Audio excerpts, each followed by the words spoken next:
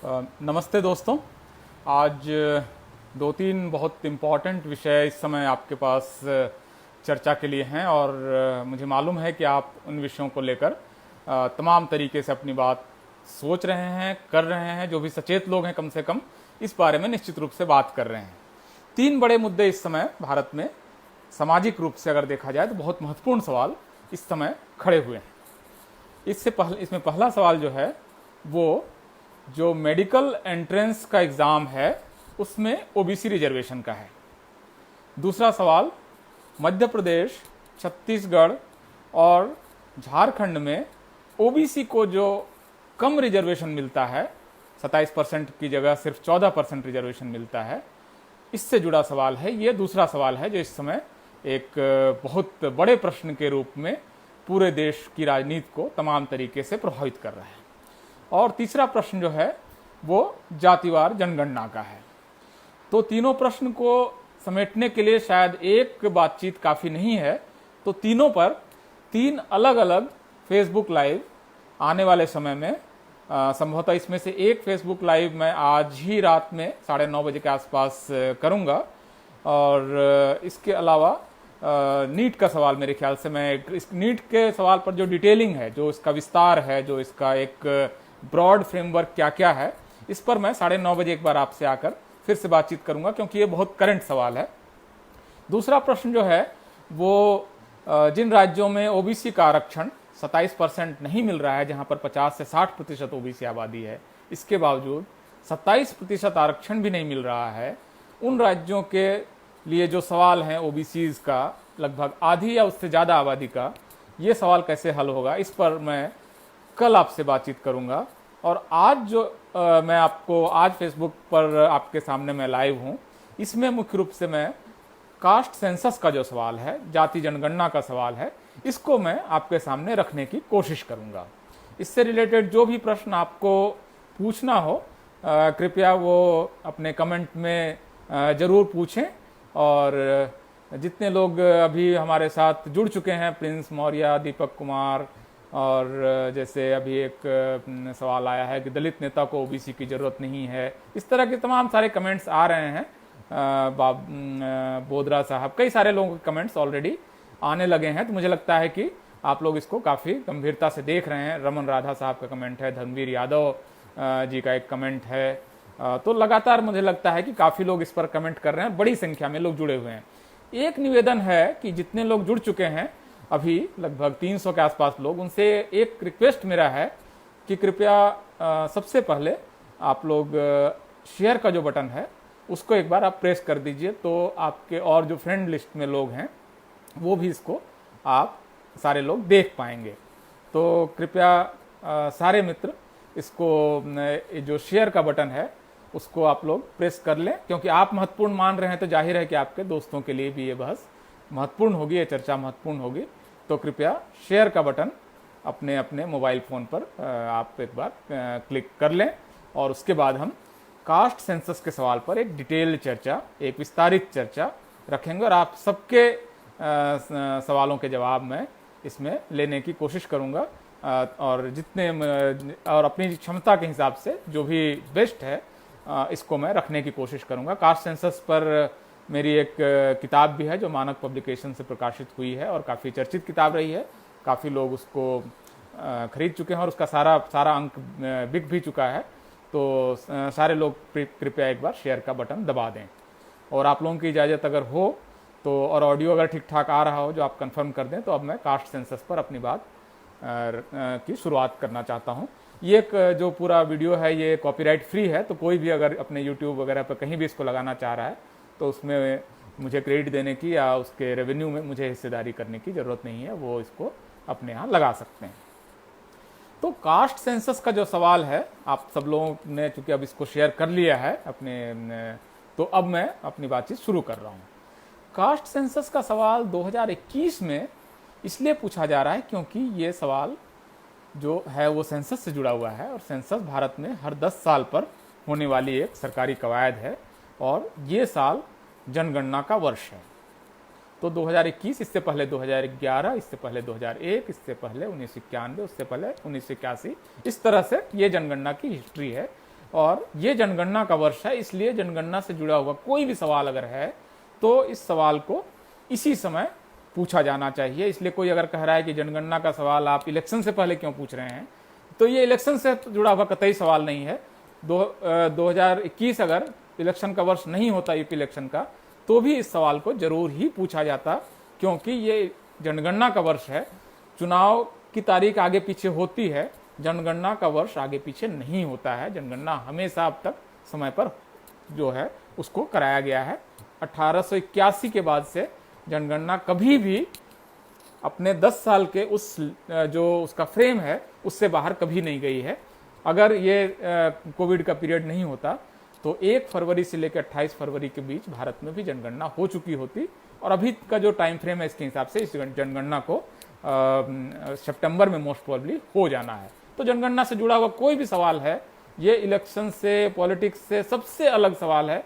इसको हर 10 साल पर होना ही है और इससे जुड़ा हुआ सवाल इस समय पूछा जाना ही है। तो ये एक फ्रेम है जिसके अंदर आप इस सवाल को देखें। जनगणना पर बातचीत शुरू करने से पहले मैं आपकी एक बेसिक हिस्ट्री, जो खास करके पॉलिटिकल साइंस या सोशियोलॉजी के स्टूडेंट हैं उनको पता होगा, बाकी लोगों के लिए मैं बेसिक इंडियन सेंसस की एक छोटी सी हिस्ट्री आपके सामने रखने की कोशिश करता हूं 3 से 4 मिनट में।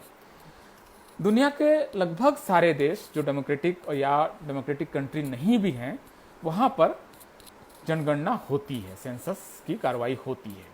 इसका पर्पस बहुत स्पष्ट है कि 10 साल या कहीं कहीं अलग अलग टाइम फ्रेम भी है, आप समाज के बारे में और देश के बारे में सारे तरह के पॉसिबल आंकड़े जुटा लेते हैं और उसके आधार पर आप पॉलिसीज बनाते हैं या पॉलिटिक्स करते हैं, जो भी करते हैं, लेकिन 10 साल में एक बार आप समाज के बारे में तमाम तरह के आंकड़े जुटा लेते हैं।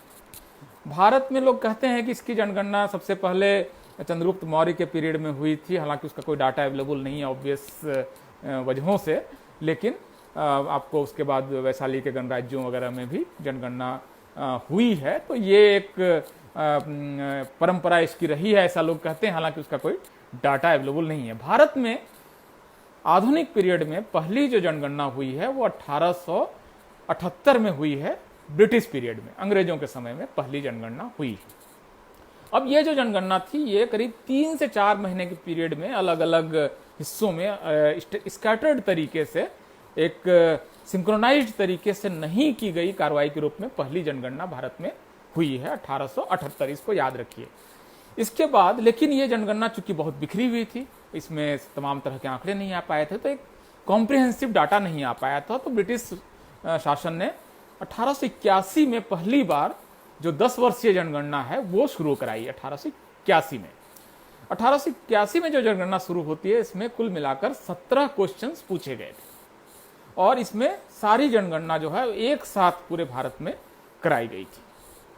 बहुत सारे नए लोग इसमें अब जुड़ चुके हैं, अब इसमें 450 के आसपास लोग ऑलरेडी हैं। महेंद्र कुमार यादव जी हैं और विनोद मौर्य जी हैं, आप सबका स्वागत, और आप सबसे निवेदन है जो नए लोग जुड़े हैं कि आप इसको शेयर कर लें। तो मैं जनगणना की इस समय बेसिक हिस्ट्री बता रहा हूं, अभी इसका जो जनगणना की पॉलिटिक्स है इसके बियॉन्ड है ये, इसकी हिस्ट्री अगर कोई भी लिखेगा तो इसी तरह से लिखेगा। तो 1881 की जनगणना में 17 क्वेश्चंस पूछे गए थे और पहली जनगणना में आपको रिलीजन का क्वेश्चन पूछा गया था, लैंग्वेज का क्वेश्चन पूछा गया था, माइग्रेशन से रिलेटेड क्वेश्चन पूछा गया था, जेंडर से रिलेटेड क्वेश्चन पूछा गया था और कास्ट से रिलेटेड क्वेश्चन पूछा गया था। सब मिलाकर 17 क्वेश्चन थे। तो भारत में पहली जो जनगणना 1881 में हुई है उसमें कास्ट का क्वेश्चन पूछा गया था। उसके बाद 1881 में क्वेश्चंस की संख्या 13 घटकर हो गई, लेकिन उसमें भी कास्ट का क्वेश्चन था। तो भारत में जो लगातार इसके बाद जनगणना होती रही उसमें जाति का प्रश्न पूछा गया, धर्म का प्रश्न पूछा गया, शिक्षा का प्रश्न पूछा गया, जेंडर का क्वेश्चन पूछा गया, घर कच्चा है कि पक्का है ये पूछा गया। तो इस तरह के सारे क्वेश्चंस पूछे गए। 1881 इसके बाद आपको 1901 तक, मतलब 1881, 1891, 1901 ये जनगणना लगातार होती। 1902 में आप देखेंगे कि शाहू जी महाराज जो कोल्हापुर नरेश उस समय थे और छत्रपति शिवाजी महाराज के वंशज वो हैं, उन्होंने अपने राज्य में पहली बार जो गैर ब्राह्मण जातियां हैं उनके लिए सरकारी नौकरियां जो हैं, राज्य की जो नौकरियां, उसमें 50% सीटें रिजर्व कर दी। अब ये जो रिजर्वेशन आया इसके लिए जो डाटा उन्होंने कलेक्ट किया, ये सारा डाटा उनको इन्हीं सेंसस के फिगर्स से मिला कि कुल मिलाकर उनको पता चला कि मराठा इतना है, कुणबी इतने हैं, महार इतने हैं, मांग इतने हैं, माली इतने हैं। ये सारा डाटा उनके पास आया और इसके ब्राह्मण कितने हैं और कायस्थ कितने हैं, ये सारा डाटा आया। और इसके बाद उनके पास एक दूसरा डाटा था कि जो कोल्हापुर के सरकारी जो नौकर हैं, सरकारी कर्मचारी हैं, वो उनका कास्ट का फिगर आया। ये दोनों फिगर जब उन्होंने सामने सामने रखा तो उनको पता चला कि कोल्हापुर की लगभग सारी आबादी, बहुत छोटी सी आबादी, 5-7% के अलावा सारी आबादी जो जिसको आज की तारीख में शेड्यूल्ड कास्ट या ओबीसी कहते हैं या डीएनटी या शेड्यूल्ड ट्राइब करते हैं, उनकी है। जबकि सरकारी जो नौकरियां हैं उसमें 90 से 92%, 95% तक एक ब्राह्मण जातियों के और कुछ कायस्थ जातियों के लोग हैं। ये असंतुलन उनको साहू जी महाराज को नजर आया। तो इसके आधार पर उन्होंने रिपोर्ट बनाई और वो सारा कुछ इतिहास है आपके पास अवेलेबल है, उसको लेकर काफी बुक्स हैं कि किस तरह से उन्होंने फिर पहली बार उन्होंने आरक्षण लागू किया अपने राज्य में 1902 में। तो आप समझ सकते हैं कि किस तरह से सेंसस और कास्ट का सवाल और कास्ट सेंसस का सवाल सोशल जस्टिस और रिजर्वेशन के सवालों से जुड़ा हुआ सवाल है। साहू जी महाराज जिन्होंने बाबा साहब अम्बेडकर की शिक्षा का भी बंदोबस्त किया, उनकी पहली जो पत्रिका थी मूक नायक, उसके लिए उन्होंने पहला सीड कैपिटल 2000 रुपये, जो उस समय बड़ी रकम थी, वो दिया बाबा साहब को। उन्होंने कहा कि सारे वंचितों का नेता। साहू जी महाराज की विरासत आप जानते हैं कितनी गौरवशाली विरासत है। तो उन्होंने इस कास्ट सेंसस के डाटा का इस्तेमाल अपने यहाँ रिजर्वेशन देने में किया। तो भारत में रिजर्वेशन की जो हिस्ट्री है वो कास्ट सेंसस की हिस्ट्री से जुड़ी हुई है। ये कास्ट सेंसस की हिस्ट्री का एक पार्ट है। अब इसके बाद जनगणना तो लगातार जारी रहती है। 1911 में होती है, 1921 में होती है, 1931 में होती है और 1941 में भी जनगणना का कार्य शुरू होता है। लेकिन 1941 की जनगणना सेकेंड वर्ल्ड वॉर के कारण कंप्लीट नहीं होती है और उसका जो आंकड़ा है वो कलेक्ट नहीं किया जा सकता है, टेबुलेट नहीं किया जा सका। इस वजह से इन सारी जनगणनाओं में क्योंकि कास्ट का आंकड़ा है, तो 1931 की जनगणना, इस तारीख को बहुत गौर से आप याद रखिए, बहुत इंपॉर्टेंट है कि 1931 की जनगणना आखिरी जनगणना है जिसमें कि जाति के आंकड़े इकट्ठा किए गए। आज की तारीख में जो तमाम राजनीतिक विश्लेषक कहते हैं कि इस राज्य में इस सीट पे इतने ब्राह्मण हैं, इसमें यहाँ इतने कायस्थ हैं, इतने यादव हैं, इतने कुर्मी हैं, इनके पास कोई डाटा नहीं है, इनके पास कोई भी इस तरह का कॉम्प्रिहेंसिव फिगर नहीं है। ये सब कुछ 1931 के आंकड़े के आधार पर, और उसको चूंकि बहुत कम लोग देखते हैं तो बना के वो अपने ढंग से अपने अपने कास्ट, अपने अपने संख्या बढ़ाकर, जो लिखने वाला होता है रिपोर्टर, वो अपनी जात की संख्या बढ़ाकर वो बताता है। और तमाम अगर दावों को माने तो हर कंस्टिट्यूएंसी में हर जात अपनी दूसरी दोगुनी संख्या में मौजूद है, क्योंकि सबका क्लेम इस तरह से है। तो 1931 एक बहुत इंपॉर्टेंट वर्ष है जिस समय की आखिरी जनगणना होती, जिसमें कि कास्ट से जुड़े हुए सारे आंकड़े इकट्ठा किए जाते हैं। तो देखिए, मैंने आपको बताया कि 1878, फिर 1881 एक महत्वपूर्ण साल है जिसमें कि हर 10 साल की जनगणना शुरू होती है। फिर 1901 तक की जनगणना होती है जिसके आंकड़ों के आधार पर भारत में पहली बार रिजर्वेशन लागू होता है। फिर 1931 का वर्ष आता है जिसमें कि जनगणना जो है वो कास्ट के आधार पर उसमें आंकड़े इकट्ठा किए जाते हैं, जो आखिरी जनगणना है जिसमें कि हर जाति को गिना गया है, हर कास्ट को गिना गया है, इसमें किसी जात को छोड़ा नहीं गया है। और उसके आंकड़ों का आपके ज्यादातर यूनिवर्सिटी की लाइब्रेरी में 1931 की जनगणना अवेलेबल है। वेबसाइट पर भी आप ढूंढेंगे 1931 की जनगणना, तो थॉमस पिकेटी ने, जो पेरिस यूनिवर्सिटी के प्रोफेसर हैं, उन्होंने भी अपनी वेबसाइट पर डाला है। तो ये जनगणना की रिपोर्ट आपको 1931 की जनगणना की रिपोर्ट आपको मिल जाएगी। उसी के आधार पर भारत में अब भी पॉलिसी बनती है। अब 1931 मैंने आपको बताया। अब 1941 में मैंने आपको बताया कि क्यों कास्ट की गिनती होने के बावजूद जनगणना की रिपोर्ट क्यों कंपाइल नहीं की गई, उसको क्यों टेबुलेट नहीं किया जा सका। और उसके बाद का वर्ष आपको 1941 के बाद 1951 आता है। अब 1941 से 1951 के बीच में भारत आज़ाद होता है, भारत में संविधान लागू होता है और भारत में पहली कैबिनेट बन जाती है। अब 1951 की जनगणना होनी है। 1951 की जनगणना में भारत की सरकार, जो पंडित जवाहरलाल नेहरू की सरकार है, वो ये फैसला करती है कि जनगणना के बाकी सवाल तो हम पूछेंगे, लेकिन जो कास्ट का सवाल है इसको हम नहीं पूछेंगे। 1951 पहली जनगणना है भारत के जनगणना के इतिहास में जिसमें सरकार ये फैसला करती है कि हम जनगणना से जुड़ा हुआ कोई, जाति से जुड़ा हुआ कोई प्रश्न इस जनगणना में नहीं पूछेंगे। इसके पीछे तर्क क्या था? तर्क उस समय की सरकार का ये था कि हम एक मॉडर्न जो डेमोक्रेसी है उसमें जा रहे हैं, आधुनिकता में जा रहे हैं, नए समय में जा रहे हैं, नए लोकतंत्र में जा रहे हैं। तो कास्ट का जो क्वेश्चन है इसको हम पीछे छोड़ देते हैं। हम मान के चलते हैं कि अब एक नागरिक की पहचान है, जो भारतीय पहचान है, वो सबसे महत्वपूर्ण पहचान होगी और कास्ट की पहचान धीरे धीरे पीछे चली जाएगी। तो हम कास्ट की गिनती नहीं करते हैं। तो 1951 में भारत सरकार के इस फैसले के बाद भारत में कास्ट सेंसस का चलन बंद हो जाता है। लेकिन ये कहना पूरी तरह से सच नहीं है। इसमें आपको मैं अपने ही सेंटेंस का एक क्वालिफायर दे रहा हूं। भारत सरकार ने यह फैसला किया तो कि कास्ट से जुड़ा हुआ क्वेश्चन नहीं पूछा जाएगा, लेकिन इसका मतलब यह नहीं है कि कास्ट की गिनती बंद हो गई। सरकार ने फैसला किया कि एससी और एसटी से जुड़ा हुआ सवाल पूछा जाएगा। हर जो जनगणना का कर्मी आएगा वो जाएगा, ये प्रश्न पूछेगा कि आप एससी एसटी हैं कि नहीं है, और उसके बाद उनकी कैटेगरी पूछी जाएगी। तो जाति की जनगणना भारत में कभी भी पूरी तरह से बंद नहीं हुई।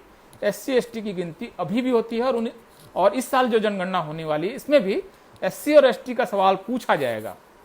तो कंटिन्यूअसली आप कास्ट का क्वेश्चन पूरी तरह से आप सेटिसाइड नहीं करते हैं, आप सेलेक्टिवली कास्ट का सवाल पूछते हैं। तो अब आपको ये चौथा वाटरशेड ईयर है जबकि जनगणना से जुड़ा हुआ एक बड़ा बदलाव हो जाता है और सारी जातियों की गिनती बंद हो जाती है 1951 में। इसके बाद 1951 आता है, फिर 1961 आता है, 1971 आता है। इस बीच में एक चीज और हो जाती है, जो संविधान में आर्टिकल 340 है, जिसमें कि ये कहा गया है कि एक केंद्र सरकार जो सरकार है वो एक आयोग का गठन करेगी जो सोशली और एजुकेशनली बैकवर्ड क्लासेस का पता लगाएगी और उनसे जुड़ी हुई नीतियां बनाएगी। 340 आर्टिकल। बहुत सारे लोग कहते हैं कि बाबा साहब ने ओबीसी के लिए क्या किया, तो उनको देखना चाहिए कि आर्टिकल 340 जो कॉन्स्टिट्यूशन में आया है उससे जुड़ी हुई डिबेट आप देखेंगे तो 340 बाबा साहब ने कितना एफर्ट किया। और बाबा साहब का बल्कि आप और ज़्यादा कुछ मत देखिए, बाबा साहब का रेजिग्नेशन लेटर जो हर जगह मौजूद है, उनके वॉल्यूम में भी और वेबसाइट पे भी, उसको पढ़िए। बाबा साहब ने अपने रेजिग्नेशन की जो 3 वजहें बताई थी उसमें से दूसरी वजह जो है वो वजह बताते हैं कि हमने आर्टिकल 340 तो कॉन्स्टिट्यूशन में शामिल कर लिया, मैं कैबिनेट का मेंबर हूं, मैं लॉ मिनिस्टर हूं और मैं इस लॉ मिनिस्ट्री में रहते हुए भी ओबीसी जो बैकवर्ड क्लासेस से जुड़ी हुई सरकार की पॉलिसी है उसको मैं बना नहीं पा रहा हूं, सरकार गठन नहीं कर रही है पिछड़ा वर्ग आयोग का और इसकी वजह से मैं इस्तीफा देता हूं। तो बाबा साहब ने पिछड़े वर्गों के लिए इस्तीफा दिया। हिंदी कोड बिल इसकी दूसरी वजह थी। तो बाबा साहब के योगदान को याद करते हुए हमें याद रखना चाहिए कि बाबा साहब ने पिछड़े वर्गों के आरक्षण के लिए इस्तीफा दिया है। जो 3 वजह हैं उसमें दूसरी सबसे बड़ी वजह उन्होंने बताई है कि पिछड़े वर्गों के लिए आरक्षण नहीं। बाबा साहब का रेजिग्नेशन लेटर कोई ऐसी चीज नहीं जो छुपा हुआ है, कोई भी आदमी इसको पढ़ सकता है और देख सकता है कि उन्होंने आर्टिकल 340 और ओबीसी के लिए क्या किया है। बाबा साहब ने, कोई भी अगर प्रश्न पूछे आपसे कि बाबा साहब ने ओबीसी के लिए क्या किया, तो आप कहना चाहिए कि आप बाबा साहब का रेजिग्नेशन लेटर पढ़िए। उन्होंने लॉ मिनिस्टर से इस्तीफा दिया ओबीसी के लिए, इस देश के पिछड़ों के लिए। वो बहुत बड़ा व्यक्तित्व है, वो उनकी कल्पना में सारा देश था। वो अपनी जात या शेड्यूल कास्ट या इससे और या मुसलमान तक सीमित नहीं थे या माइनॉरिटी तक, वो सबको साथ लेकर चलने की उनकी परिकल्पना थी। खैर, जनगणना पर लौटते हैं। तो इस बीच में पहला पिछड़ा वर्ग आयोग बनता है काका कालेलकर के अध्यक्षता में और वो ऐसी रिपोर्ट देता है जिसकी वजह से ओबीसी रिजर्वेशन लागू नहीं हो पाता है और उनके पास जाति का आंकड़ा नहीं अवेलेबल है, तो किसी तरह से घुमा फिरा कर एक रिपोर्ट बनाकर दे देते हैं। तो पहला पिछड़ा वर्ग आयोग इस बीच में बनता है और जनगणना न होने के कारण कोई ठोस आंकड़ा नहीं होता है। अब इसके बाद एक वर्ष आता है जनगणना का 1981 का। इस बीच में एक चीज और होती है कि जनता पार्टी की देश में सरकार बनती है, कांग्रेस इंदिरा गांधी हारती हैं और जो मोरारजी भाई और उसके बाद चरण सिंह प्रधानमंत्री बनते हैं। इस सरकार ने एक फैसला किया कि हमको दूसरा पिछड़ा वर्ग आयोग बनाना है। तो दूसरा पिछड़ा वर्ग आयोग का गठन होता है, बीपी मंडल उसके चेयरपर्सन बनते हैं और इसको मंडल कमीशन के नाम से देश जानता है, जिसकी वजह से इस देश में आज की तारीख में करीब करीब समझिए कि 50 लाख से ज़्यादा लोगों को नौकरी मिली है ओबीसी को मंडल कमीशन की वजह से, और करोड़ों से ज़्यादा विद्यार्थी इस समय अलग अलग यूनिवर्सिटी में पढ़ रहे हैं। वो मंडल कमीशन का योगदान है 340 आर्टिकल से जो निकला है। तो मंडल कमीशन का गठन होता है, मंडल कमीशन अपना कार्य शुरू करता है और मंडल कमीशन का कार्य अगली सरकार तक जाता है, इंदिरा गांधी के कार्यकाल में। और इंदिरा गांधी का हमें इस बारे में शुक्रगुजार होना चाहिए कि मंडल कमीशन को वो भंग नहीं करती हैं और उसको वो होने देती हैं। प्रोएक्टिवली कांग्रेस ने मंडल कमीशन का जो पिछड़ा वर्ग आयोग है उसमें काम नहीं किया, लेकिन होने दिया। तो पिछड़ा वर्ग आयोग अपनी रिपोर्ट जो है वो कांग्रेस के शासनकाल में राष्ट्रपति ज्ञानी जैल सिंह को बीपी मंडल अपनी रिपोर्ट सौंपते हैं। इस रिपोर्ट में बिल्कुल शुरुआत के ही 2-3 पन्ने के अंदर आप देखेंगे तो बीपी मंडल ये लिखते हैं, और मंडल कमीशन ये लिखता है कि जाति जनगणना नहीं होने की वजह से हमारे पास जातियों के आंकड़े नहीं थे और इस वजह से हमें इस रिपोर्ट को लिखने में काफ़ी दिक्कत हुई। हमारे पास ठोस आंकड़े नहीं थे, हमको 1931 के आंकड़ों के आधार पर काम करना पड़ा, कई सारे छोटे मोटे सर्वे के आधार पर काम करना पड़ा, क्योंकि आपके पास ओबीसी को लेकर, पिछड़ा वर्ग को लेकर पॉलिसी तो है लेकिन पिछड़ा वर्ग के आंकड़े नहीं है। मंडल कमीशन ने यह सिफारिश की कि अगली जो भी जनगणना हो उसमें आपको जो तमाम जातियों के आंकड़े आपको इकट्ठा कर लेने चाहिए, जाति की जनगणना करानी चाहिए। तो देखिए, मैंने आपको बताया कि किस तरह से कौन कौन सा वर्ष महत्वपूर्ण है। 1878, फिर 1881, फिर 1931, फिर 1951, फिर आपको 1991 का वर्ष आता है। तो 1991 का वर्ष एक ऐसा वर्ष है जिसमें कि जाति की जनगणना करा लेने का एक मौका था, जिसमें कि जाति की जनगणना कराई जा सकती थी। लेकिन उससे ठीक पहले वीपी सिंह मंडल कमीशन की रिपोर्ट का वो हिस्सा लागू करते हैं कि केंद्र सरकार की नौकरियों में 27% आरक्षण दिया जाएगा, और पूरे देश में बहुत उथल पुथल मचती है। और 1991 की जनगणना में ये पॉसिबल नहीं हो पाता है कि कास्ट का सेंसस कराया जा सके। तो 1991 आपका फिर निकल गया। ये हिस्ट्री की टाइमलाइन है, मैं आपको एक एक हिस्टोरिकल ईयर और उसका इपॉक बता रहा हूँ कि किस तरह से दिस थिंग प्रोग्रेस्ड एक्चुअली। तो इसके बाद का आपका पीरियड आता है 2001 की जनगणना। 2001 की जनगणना में ये संभव था कि जाति की जनगणना करा ली जाए, क्योंकि मंडल कमीशन की रिपोर्ट को सरकार मान चुकी थी और ये सरकार का मैंडेट था कि जाति की जनगणना इसके बाद आपको करा लेनी चाहिए। लेकिन इससे पहले क्या होता है कि देवेगौड़ा और गुजराल की सरकारें आती हैं। एचडी देवेगौड़ा की सरकार अपने छोटे से कार्यकाल में कैबिनेट की एक बैठक करती है और ये फैसला करती है कि अगली जो जनगणना होगी 2001 की, इसमें हम कास्ट का सेंसस करेंगे। ये कैबिनेट का फैसला हो जाता है। भारत सरकार का फैसला भारत सरकार का फैसला होता है, चाहे वो बदलती रहे, कोई और सरकार आए जाए। तो भारत सरकार ने फैसला कर लिया कि कास्ट सेंसस होगा। ये नोटिफिकेशन आपको वेबसाइट्स पर अवेलेबल आपको मिल जाएगा। लेकिन 2001 से पहले अटल बिहारी वाजपेयी की सरकार आ जाती है। याद कीजिए, 13 दिन की एक सरकार आती है अटल बिहारी वाजपेयी की, जिस सरकार को मालूम है कि हमारा पतन हो जाना है, क्योंकि बहुमत उस सरकार के पास नहीं है। सबसे बड़ी पार्टी होने के नाते उनको बुला लिया जाता है। 13 दिन की सरकार कुल मिलाकर सिर्फ 8 फैसले करती है, जिसमें एनरॉन का फैसला है, दाभोल पावर प्लांट का, और कई सारे और फैसले हैं। उन फैसलों में, कुल 8 फैसलों में एक फैसला यह है कि कास्ट सेंसस नहीं होगा।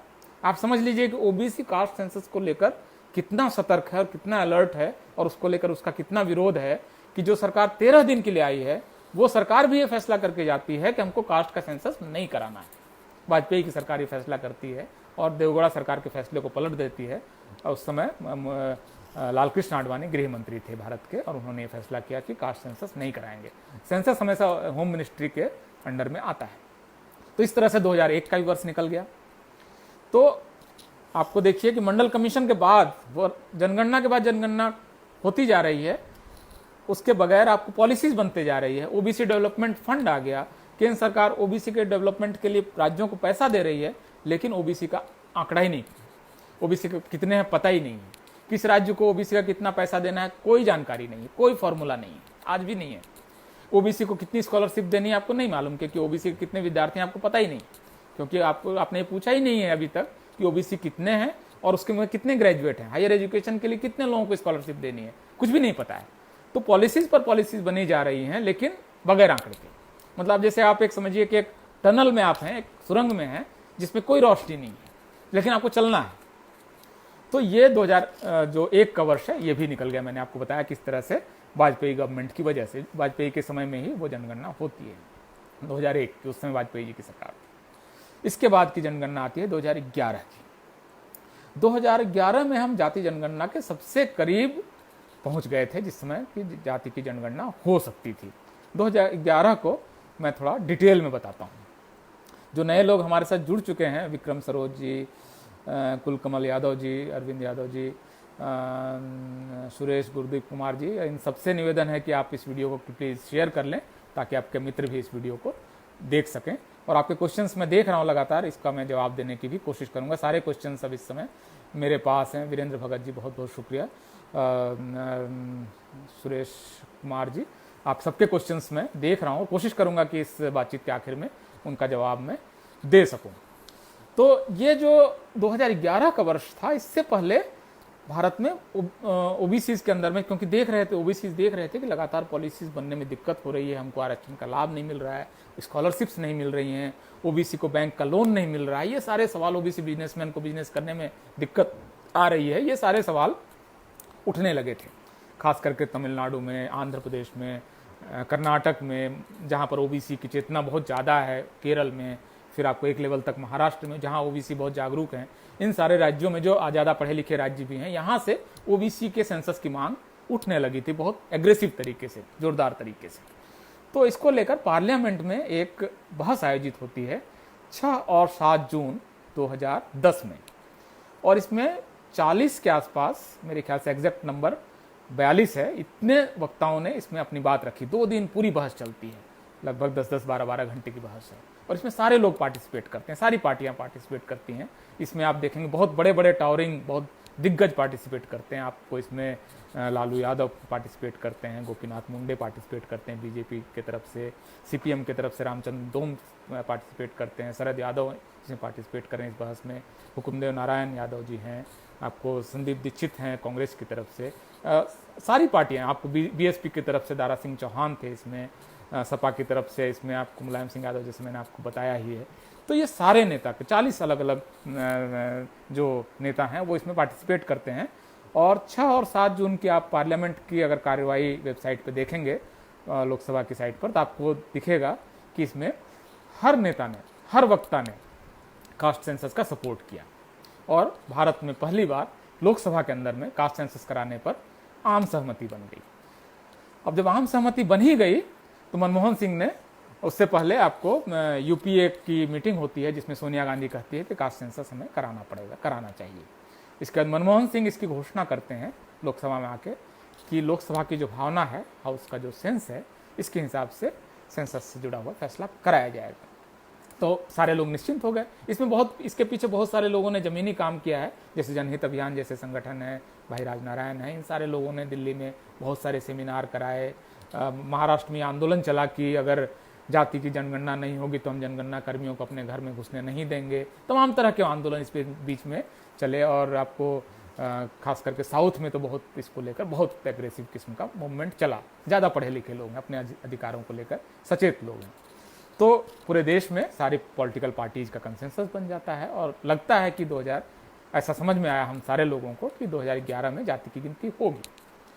हम सारे लोग बेफिक्र थे कि हो गया, सरकार का फैसला हो गया, अब संसद से ऊपर क्या है इस देश में। लेकिन संसद से ऊपर इस देश में एक और चीज़ है, वो है इस देश में कास्ट की सत्ता, सामाजिक सत्ता। बहुत सारे फैसले होते हैं सरकार के, सुप्रीम कोर्ट के, जो लागू नहीं होते हैं क्योंकि समाज की सत्ता उसके खिलाफ होती है। और जो समाज की सत्ता है, ब्यूरोक्रेसी, जुडिशियरी, मीडिया, इन सारे इंस्टीट्यूशन के जरिए रिफ्लेक्ट होती है। तो मीडिया ने इसके बाद कास्ट सेंसस के खिलाफ लगातार कैंपेन चलाना शुरू किया, और ब्यूरोक्रेसी उसमें एक्टिव हुई। जो उस समय सेंसस कमिश्नर थे चंद्रमौली साहब, उन्होंने बाकायदा एक रिपोर्ट भेज दी कि हम नहीं करा पाएंगे, संभव नहीं है। चिदम्बरम साहब उस समय होम मिनिस्टर थे, उन्होंने कहा कि हाँ लगता तो है कि नहीं हो पाएगा। वित्त मंत्री थे उस समय प्रणब मुखर्जी, उनके नेतृत्व में एक ग्रुप ऑफ मिनिस्टर्स बना दिया गया विचार करने के लिए, भाई हो पाएगा कि नहीं हो पाएगा। और इन सारे लोगों ने षड्यंत्र करके, जिसमें कांग्रेस की सरकार थी उस समय, कांग्रेस पर ये पाप है उन पर कि उन्होंने जाति की जनगणना नहीं होने दी 2011 में, जबकि इसको लेकर उनके पास कंसेंसस था, आम सहमति थी, कोई विरोध नहीं हो रहा था। इसके बावजूद उन्होंने जाति की जनगणना नहीं होने दी कांग्रेस की सरकार ने उस समय, और उन्होंने यह फैसला किया कि 2011 की जनगणना में कास्ट की गिनती नहीं करते हैं, कास्ट के लिए एक अलग से सेंसस करा देते हैं। इसके लिए उन्होंने 3000 करोड़ का बजट भी सैंक्शन कर दिया। और जो बीपीएल सेंसस उस समय चल रहा था, उसमें उन्होंने कहा कि कास्ट को भी बीपीएल सेंसस के साथ, सर्वे के साथ करा लेते हैं। अब सर्वे और सेंसस अलग अलग तरह की चीज़ है, जाहिर है, लेकिन कांग्रेस ने ये काम किया और उन्होंने भारत में जाति की जनगणना नहीं होने दी, और एक फर्जी किस्म की गिनती का एक सिलसिला शुरू कर दिया और त्रिपुरा के एक गांव से उन्होंने इस सेंसस की शुरुआत कर दी, जिसमें कि कोई टाइम लिमिट नहीं थी। भाई सेंसस में होता तो 28 दिन में पूरा हो जाता। 1 फरवरी को शुरू होता, 28 फरवरी को जनगणना खत्म हो जाती। 28 दिन में आपके आंकड़े आ जाते, दूसरे साल से आपके पास आंकड़े आने शुरू हो जाते। इन्होंने एक ऐसी जनगणना शुरू करा दी जिसका कोई टाइम लिमिट नहीं थी, जिसमें सरकारी कर्मचारी शामिल नहीं होते थे, जिसको सेंसस एक्ट 1948 से के अंदर भी नहीं रखा। इसकी वजह से आप इसमें शिक्षक नहीं इंक्लूड कर सकते हैं।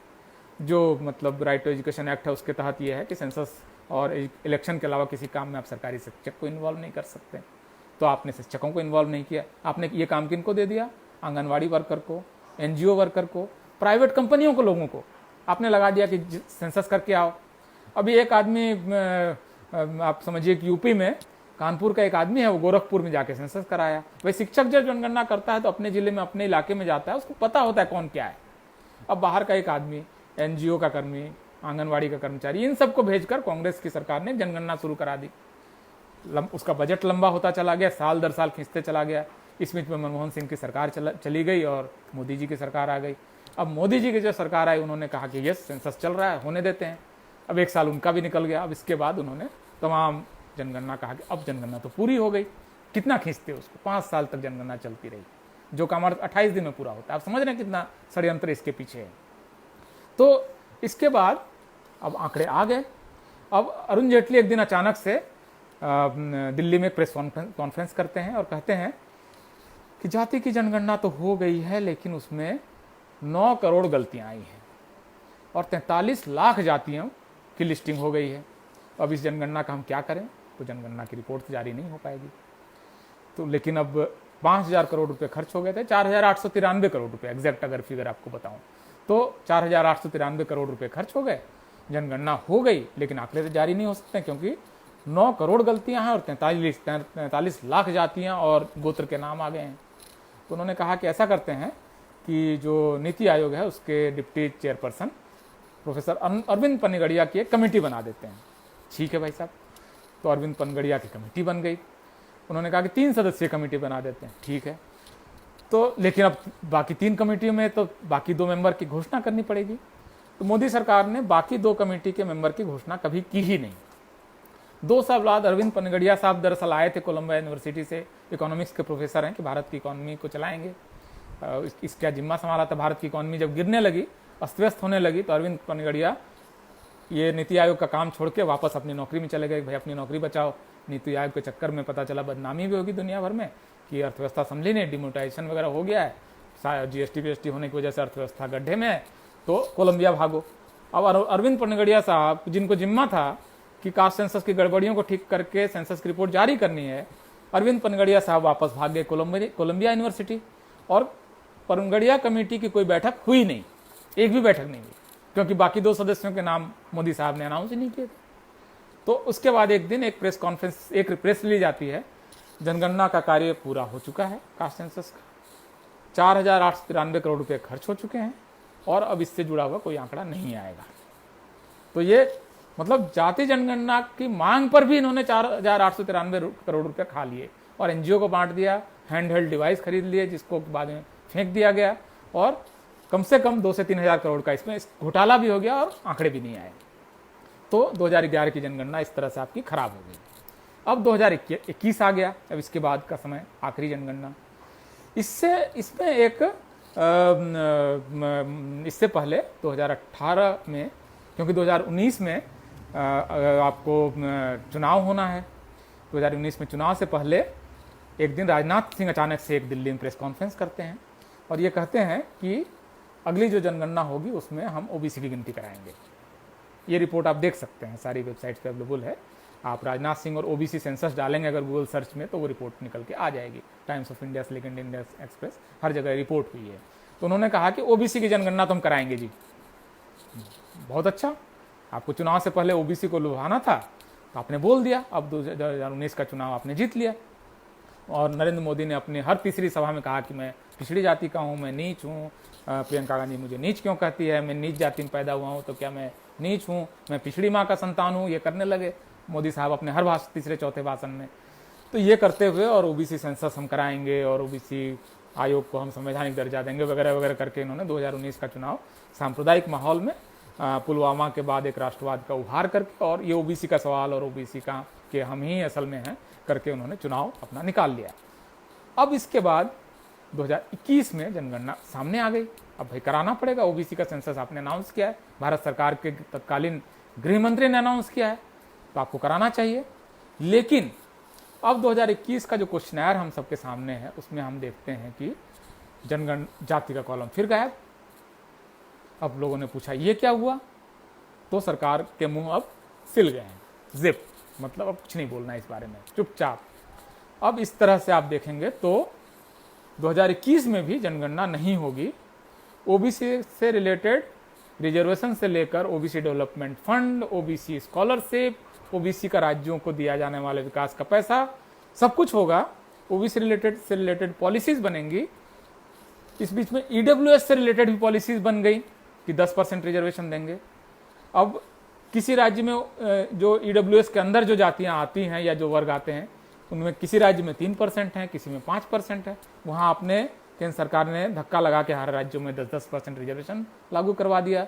अब जैसे तमिलनाडु में 3% है अपर कास्ट, वहां जब कहा गया कि वे 10% रिजर्वेशन दो, तो तमिलनाडु सरकार, उस समय एनडीए की सरकार थी, उन्होंने कहा नहीं दे सकते और डीएमके ने विरोध कर दिया। तो तमिलनाडु में आज भी ईडब्ल्यूएस का आरक्षण नहीं है, आंध्र प्रदेश में ईडब्ल्यूएस का आरक्षण नहीं। उन्होंने कहा कि हमारे यहाँ तो किसी जगह कहा हमने यहाँ 3% है, किसी ने कहा 4% है, आप कैसे 10% आरक्षण दे दें उनको। छत्तीसगढ़ में 3 से 4% अपर कास्ट के लोग होंगे, और वहाँ उन्होंने 10% रिजर्वेशन लागू कर दिया ईडब्ल्यूएस का। तो ये अगर आंकड़े होते तो आप ये आरक्षण नहीं लागू कर पाते। तो ये इन आंकड़ों के बगैर पॉलिसीज बन रही हैं। आप देखिए, मतलब just see the Audacity of the situation. They have policies for OBCs, they have policies for upper caste, but they don't have any empirical data to support these policies. अभी इन पॉलिसीज को बगैर data के चलाया जा रहा है। 2021 में आप फिर नहीं कराना चाहते हैं। अब इसकी वजह से देखिए 3 से 4 बड़ी समस्याएं खड़ी हो गई हैं। ये जनगणना की हिस्ट्री का पार्ट है। तो मैं अपने इस पूरे वक्तव्य का पहला हिस्सा मेरा कंप्लीट हो गया, हिस्ट्री से जुड़ा हुआ। आपके क्वेश्चंस मैं लगातार ले रहा हूँ, राहुल सिंह जी और सारे लोग जो हैं, अमर यादव जी, आपके सवाल मैं देख रहा हूँ। और मैंने जैसे पहले भी रिक्वेस्ट किया था कि आप इस वीडियो को अभी तत्काल भी अगर शेयर कर लें तो और लोगों तक ये बात पहुँचेगी। तो जनगणना के आंकड़े के बगैर पॉलिसीज बन रही हैं। 2021 की जनगणना में फिर से कास्ट का कॉलम नहीं है, सिर्फ SC/ST से उनकी कास्ट पूछी जाएगी, अपर कास्ट से भी नहीं पूछी जाएगी। जिसको अपर कास्ट बोलते हैं, सवर्ण बोलते हैं, द्विज बोलते हैं, आप कोई भी नाम ले लीजिए, जिसको जनरल कैटेगरी या ईडब्ल्यूएस कैटेगरी या सुदामा कैटेगरी, जो भी नाम आप देना चाहें, उनसे भी नहीं पूछा जाएगा और ओबीसी से नहीं पूछा जाएगा। इस बीच में लेकिन लाइव स्टॉक सर्वे हो रहा है, मतलब मवेशियों का सर्वे हो रहा है, उनकी जनगणना हो रही है। भारत में आज की तारीख में कितने भैंस हैं, भारत सरकार से पूछें तो भारत सरकार बता देगी कि हमारे यहाँ जो 2019 का लाइव स्टॉक सर्वे है उसके हिसाब से हमारे पास हमारे देश में इतनी भैंस है, इतनी गाय हैं, इतने सुअर हैं, इतने घोड़े हैं। ये सारे आंकड़े आपको मिल जाएंगे। लेकिन इस देश में कितने ब्राह्मण हैं, कितने क्षत्रिय हैं, कितने ओबीसीज हैं, कितने यादव हैं, कितने कुर्मी हैं, कितने कुम्हार हैं, कितने मल्लाह हैं, जिसके आधार पर आपको पॉलिसीज बनानी है, उसका आंकड़ा नहीं है। तो ये आपकी सिचुएशन है, यहाँ पर आप हैं। इसकी वजह से 3-4 जो बड़ी बड़ी समस्याएं खड़ी हो रही हैं, ये मेरे वक्तव्य का दूसरा हिस्सा है। इसकी वजह से सबसे बड़ी प्रॉब्लम तो ये हो रही है कि जो ओबीसी का आरक्षण है वो लगातार खतरे में है, क्योंकि इससे जुड़ा हुआ मामला हर समय जब कोर्ट में जाता है तो कोर्ट ये पूछता है कि आंकड़े कहाँ हैं ओबीसी से जुड़े हुए, आप इनको इतना आरक्षण क्यों दे रहे हैं। तो हर बार आपको आरक्षण बचाना पड़ता है।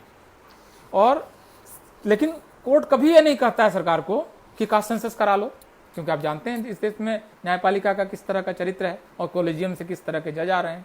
लगातार जो आपको भारत में जो सवर्ण जज हैं उनसे ये कोर्ट्स भरे पड़े हैं, high court and supreme court. तो वो हमेशा आपको ओबीसी का जो आरक्षण है इसको वो सवालों के दायरे में रखता है, क्योंकि आपके पास आंकड़े नहीं। तो सबसे बड़ी समस्या तो ये आ रही है, बार बार आ रही है। जैसे महाराष्ट्र में भी क्वेश्चन आया कि महाराष्ट्र में जो स्थानीय निकाय हैं ओबीसी को 27% आरक्षण क्यों दे रहे हैं। सुप्रीम कोर्ट ने उसको खारिज कर दिया और सुप्रीम कोर्ट ने कहा कि भाई आपके पास आंकड़े हैं ना कुछ है, आप कैसे ओबीसी का आरक्षण दे सकते हैं। और इस वजह से वहां पर 5 या 6 जिलों में स्थानीय निकायों में ओबीसी का आरक्षण इस समय रद्द है आज की तारीख में। ये इस तरह के सवाल आपको खड़े हो रहे हैं। पहला मामला तो ये है। दूसरा मामला जो दिक्कत आ रही है वो कि भारत में कई सारी जातियां इस समय डिमांड कर रही हैं कि हमको ओबीसी के अंदर रखो, हमारा रिप्रेजेंटेशन नहीं है, हमारी शिक्षा का स्तर नहीं है, हम बहुत पिछड़े हुए हैं, हमको आप आरक्षण दो। इस तरह के कई आंदोलन, जिसमें जाट आंदोलन है नॉर्थ इंडिया में, आपको इसमें पाटीदार का आंदोलन है गुजरात का, इसमें आपको कपू का आंदोलन है तेलंगाना और आंध्र प्रदेश का, इसमें मराठा आरक्षण है, आपका मराठा आरक्षण का सवाल है महाराष्ट्र का। ये सारी जातियां ये डिमांड कर रही हैं कि हमें ओबीसी का आरक्षण दो या आरक्षण दो कम से कम। लेकिन भारत सरकार इनको आरक्षण नहीं दे रही है और ये बता भी नहीं रही है कि आपको आरक्षण क्यों नहीं दे रहे हैं। तब ये जातियां क्या करती हैं, ये जातियां फिर आंदोलन कर रही हैं, सरकार की बाह मरोड़ने की कोशिश कर रही है। और जब ये आंदोलन करती हैं तो सरकार फायरिंग कर देती है। जाट का आंदोलन हो, सरकार फायरिंग कर देगी, पाटीदार आंदोलन हो, सरकार फायरिंग कर देगी, मराठा आंदोलन हो, सरकार दमन कर देगी, लाठीचार्ज कर देगी। गुर्जर का आंदोलन हो कि भाई हमारा पिछड़ापन ज्यादा है, हमको एक स्पेशल आरक्षण में लाओ, गुर्जर आंदोलन पर सरकार फायरिंग कर देगी।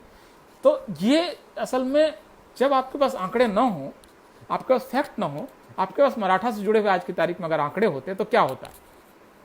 भाई मराठा सरकार बताती कि देखो आप हो 30% महाराष्ट्र में और आप सरकारी नौकरी में हो इतने, आपका रिप्रेजेंटेशन है इसलिए हम आपको आरक्षण नहीं देंगे। क्या बताते कि देखो आपकी संख्या इतनी है लेकिन आप सरकारी नौकरी में काफ़ी कम हो, आपकी शिक्षा का भी स्तर बहुत कम है, हम आपको आरक्षण देते हैं। ये दोनों तरीके का फैसला तब होता जब आपके पास आंकड़े होते। आप जाटों को बताते कि भाई हाँ आप तो ठीक ठाक जमींदार माने जाते हो लेकिन सरकारी नौकरी में तो आप गायब हो, शिक्षा का स्तर बहुत कम है, आप में सामाजिक पिछड़ापन भी है, इसकी वजह से हम आपको आरक्षण देना चाहते हैं। या कहते नहीं आपकी पर्याप्त सरकारी नौकरियां, आप शिक्षा में काफ़ी मजबूत हैं, आपके पास ज़मीन है, आपके पास पक्का मकान है, आपके आंकड़े ये हैं, ये this is your caste and this is your other sociological figures, this is your data and we are going to give you और not going to give you reservation. So ये पॉलिसीज आपकी बन सकती हैं अगर आपके पास डाटा हो। इस वजह से पूरे देश में जाति युद्ध छिड़ा हुआ है क्योंकि सरकार के पास आंकड़े नहीं है। सरकार अपने एम्पेरिकल डाटा के बेसिस पे ये नहीं कहने की स्थिति में नहीं है कि आपको हम आरक्षण देंगे या नहीं देंगे और उसका कारण बताने की स्थिति में नहीं। तो ये दूसरी समस्या है। तीसरी समस्या, सरकार ने ओबीसीज एक सोशल पॉलिटिकल ग्रुप के तौर पर जब मंडल कमीशन के बाद से इमर्ज हुआ, इसको तोड़ने के लिए या और अच्छी नीयत भी हो सकती है, ओबीसी का बंटवारा करेंगे। ये सरकार ने फैसला किया 2017 में, मोदी सरकार ने 2 अक्टूबर के दिन, गांधी जयंती के दिन अनाउंस कर दिया कि हम एक कमीशन बनाएंगे। हाईकोर्ट के जज रोहिणी की अध्यक्षता में एक रोहिणी कमीशन बना दिया। अब रोहिणी कमीशन को ये फैसला करना था कि कौन सी जातियां जो ओबीसी की हैं उनको आरक्षण का ज़्यादा लाभ मिल गया और उसको कम लाभ मिल गया, तो ज़्यादा मिल गया उसको आप एक अलग कैटेगरी में डाल के कम आरक्षण देके उनको समेटो, जिनको ज़्यादा लाभ मिल गया उनको अलग जगह समेटो और उनको भी थोड़ा कम हिस्सा दो, मतलब बिना अलग अलग कैटेगरीज में बांट दो आप ओबीसीज को। अब ये ओबीसी कमीशन, इसको रोहिणी कमीशन को ये भी आर्टिकल 340 के तहत बना दिया गया। इसमें आपको बजाज साहब एक आरएसएस के नेता हैं, इन सबको शामिल करके आपने एक कमीशन बना दिया। अब इस कमीशन को अपनी रिपोर्ट देनी थी 6 महीने के अंदर में, लेकिन 6 महीने के अंदर में ये रिपोर्ट देते कहाँ से, इनके पास तो आंकड़ा था ही नहीं। तो इन्होंने फिर सर्वे कराना शुरू कर दिया। सरकारी दफ्तरों से आंकड़े तो उन्होंने सच्चे झूठे इकट्ठा कर लिए और उन्होंने एक रिपोर्ट बना भी ली। उसके आधार पर उन्होंने कहा कि नॉर्थ इंडिया में कुर्मी जो है उनको सबसे ज़्यादा सरकारी नौकरी है और दक्षिण भारत में वोक्कालिगा और थेवर और कुछ जातियां हैं, उनका नाम लिया उन्होंने कि ये जातियां हैं, इनके पास बहुत ज़्यादा है, यादवों के पास बहुत ज़्यादा आरक्षण आ गया है। तो अलग अलग उन्होंने शायद संभवतः कुशवाहा और स्वर्णकार इन जातियों के पास, और जो जिन राज्यों में जाट आरक्षण है जाटों को बहुत मिल गया है, इस तरह का उन्होंने एक रिपोर्ट मीडिया में लीक करा दी जो सारी मीडिया में छपी। फिर तो इसके आधार पर जातियों के बीच में आपस के झगड़े शुरू हो गए कि भाई आप तो भाई कुर्मी साहब आप तो बड़ा आरक्षण खा गए, और वोक्कालिगा साहब वोक्कालिगा आप तो बड़ा आरक्षण खा गए, हमें तो कुछ मिला ही नहीं। लेकिन कोई आंकड़ा नहीं है।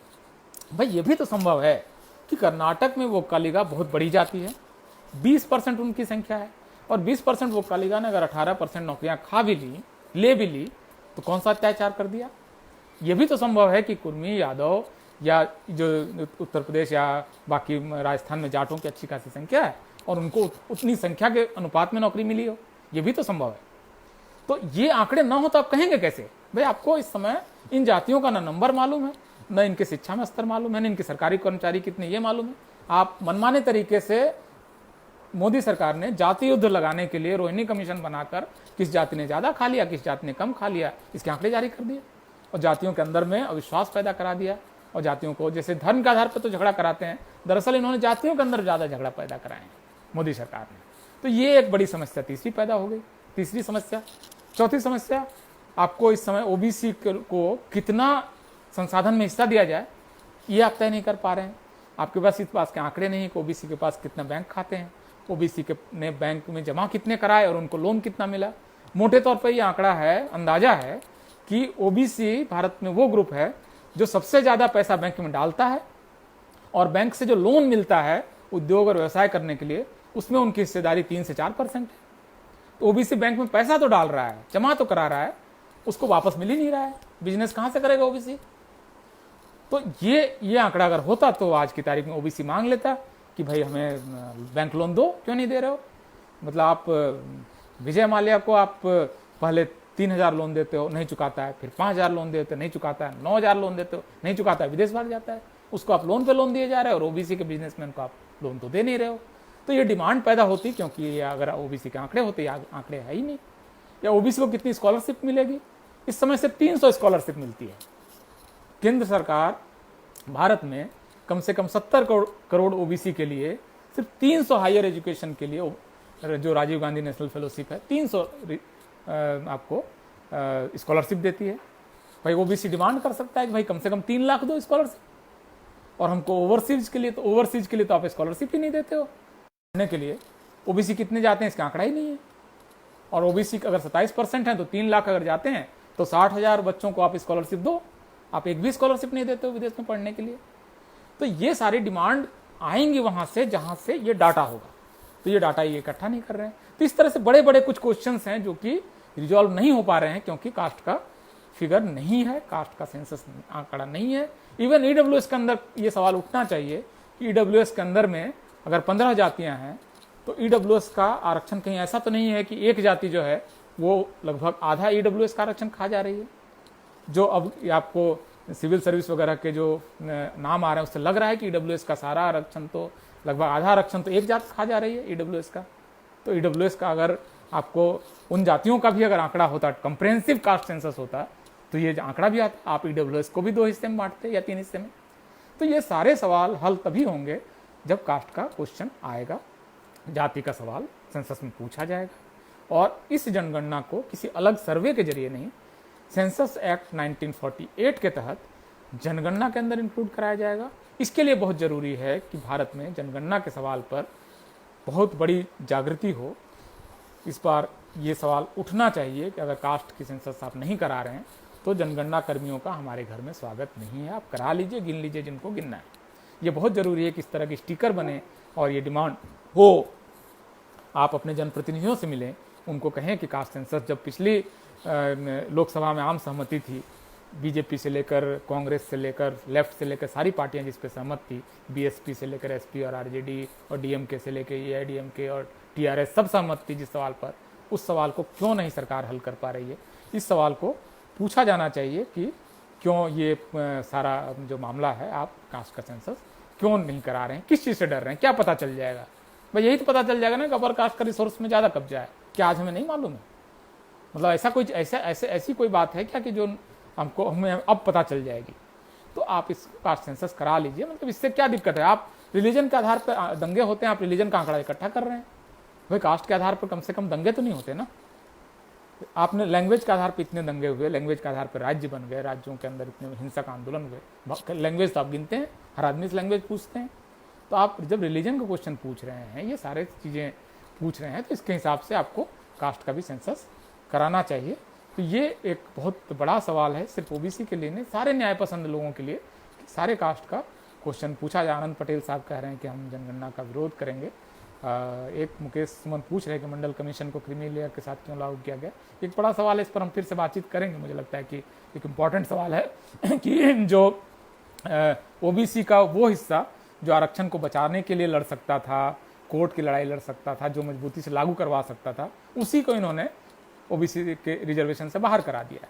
अब आईआईएम में एडमिशन लेना है, ओबीसी को फीस में कोई छूट तो मिलनी नहीं है, 13 लाख की फीस है, क्रीमी लेयर को आपने आउट कर दिया, तो आईआईएम की सीटें भरेंगी कैसे?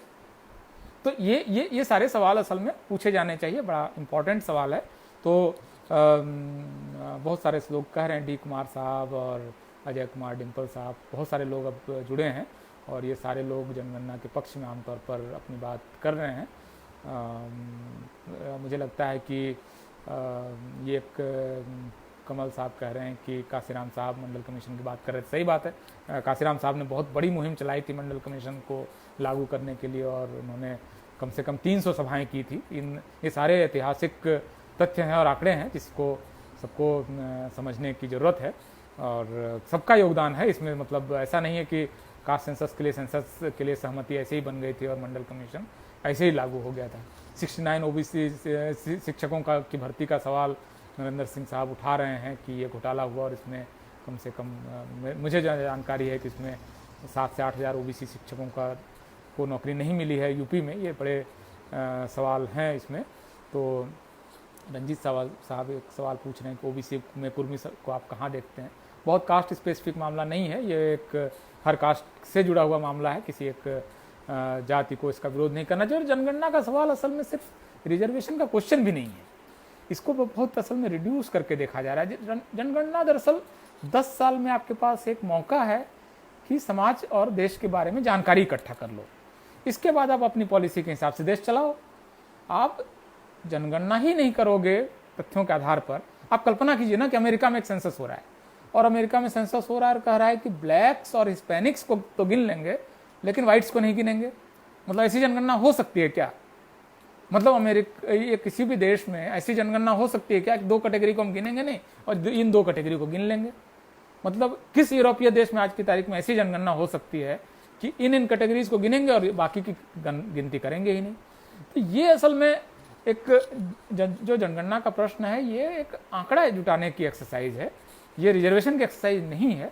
इसके ये फॉल आउट हो सकते हैं, ये इसका रिपरकशन हो सकता है, ये इसका इम्प्लीकेशन हो सकता है, इसका ऑफसूट हो सकता है, लेकिन ये सिर्फ आरक्षण का मामला नहीं है। इसके अलावा हजारों ऐसे सवाल हैं जो आंकड़ों से जुड़े हुए हैं, जो आंकड़ा इकट्ठा कर लेना चाहिए, फिर आप उसका चाहे जो करें। सरकार तो भाई ठीक है ना, आपके पास आंकड़े इकट्ठा हो गए थे अंग्रेजों के पास, अंग्रेजों ने तो आरक्षण नहीं दिया ओबीसी को, तो आपके पास आंकड़े हों उसके बाद आप पॉलिसी बनाइए। तो ये दरअसल आपने सही बात है, एक सवाल पूछ रहे हैं अनीश राय साहब के, भाई ईडब्ल्यूएस का आरक्षण आपको 10% देना है, ये 10% क्यों है, 9% क्यों नहीं है, 11% क्यों नहीं है? मतलब आपके पास कौन सा आंकड़ा था जिसके आधार पर आप ये 10% के फिगर पर how you reached at this figure?